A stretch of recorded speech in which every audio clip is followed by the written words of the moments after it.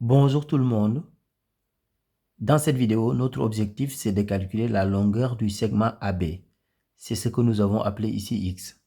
Ici, nous avons un grand cercle qui a un rayon qui est égal à 9. Et ici, nous avons un autre cercle qui a un rayon qui est égal à 4. Ici, la figure n'est pas en vraie grandeur. Donc, ce qu'on va faire dans un premier temps, nous allons utiliser le théorème de Pythagore. Mais pour pouvoir utiliser le théorème de Pythagore, nous devons d'abord former un triangle rectangle. Dans un premier temps, ici, je vais tracer ce segment pour avoir ici un rectangle dans un premier temps. Donc, je vais tracer ce segment qui est tout simplement parallèle au segment AB.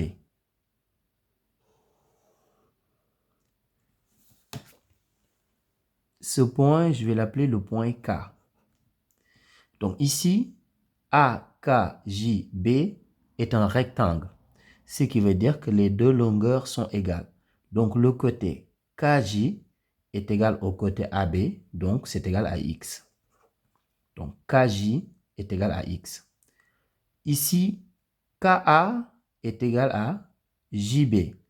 Ici, nous avons un rayon qui est égal à 4, donc KA est aussi égal à 4. Donc ce côté KA est égal à 4. Mais je sais que le rayon de ce grand cercle est égal à 9. IA est égal à 9. Et comme KA est égal à 4, ça veut dire tout simplement que IK est égal à 5. Donc ce côté est égal à 5. Maintenant, je vais tout simplement tracer le segment qui va relier les deux centres. Comme ça, je vais obtenir ici un triangle rectangle. Maintenant, je vais tracer un segment qui va relier les deux centres. Donc ici, I, c'est le centre du grand cercle. J, c'est le centre du petit cercle. Donc, je vais tracer le segment IJ. Ensuite, je vais utiliser cette représentation sur le côté pour vous expliquer une propriété que nous allons utiliser dans notre exercice. Donc, pour l'instant, je vais tracer ce segment qui va relier les deux centres.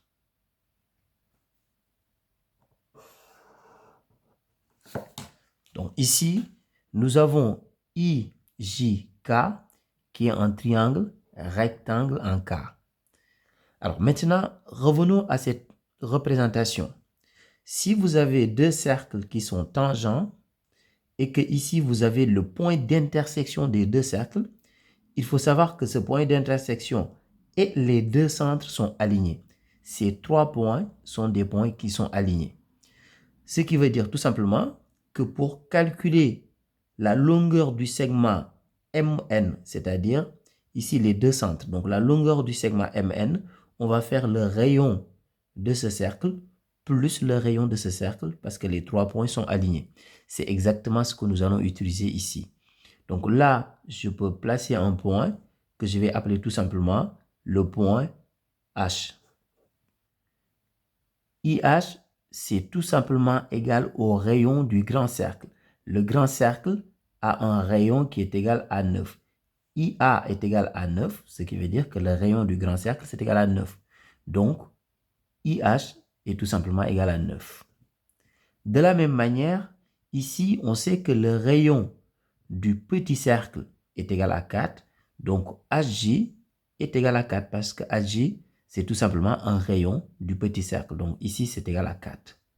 Ce qui veut dire que IJ, ça va être égal à 9 plus 4. De ce côté, IK est égal à 5. KJ est égal à X. Donc, nous allons appliquer le terme de Pythagore sur le triangle IJK. Donc, ici, on va dire tout simplement que IJK est rectangle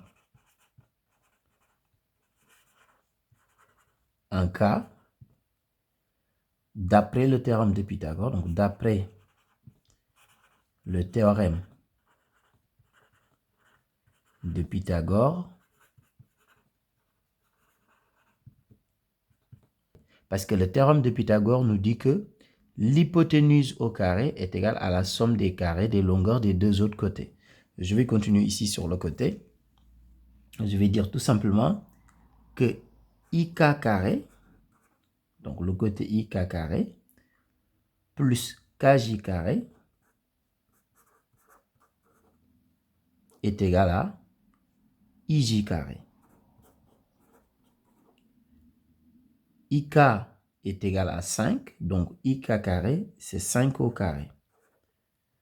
Plus kj carré, kj est égal à x, donc kj carré, c'est x au carré, qui est égal à, donc ici, ij carré, ij est égal à 9 plus 4, et 9 plus 4, c'est égal à 13.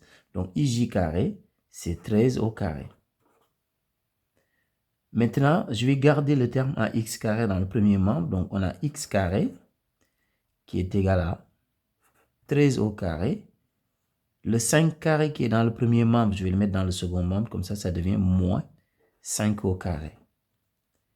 X au carré est égal à 13 au carré. 13 au carré, c'est 13 fois 13, donc 169, moins 5 au carré. 5 au carré, c'est 5 fois 5, donc 25. X carré est égal à, donc ici, si on fait 169 moins 25, on trouve 144. X carré est égal à 144, ça veut dire que x est égal à racine carrée de 144. Ici, on va prendre la valeur positive parce que tout simplement, x est une longueur et une longueur ne peut pas être négative. Donc, on va prendre x égale racine de 144. Donc, x est tout simplement égal à 12. Vous utilisez votre calculatrice, vous faites racine de 144, vous allez trouver 12. Donc ici, x est égal à 12. Au revoir.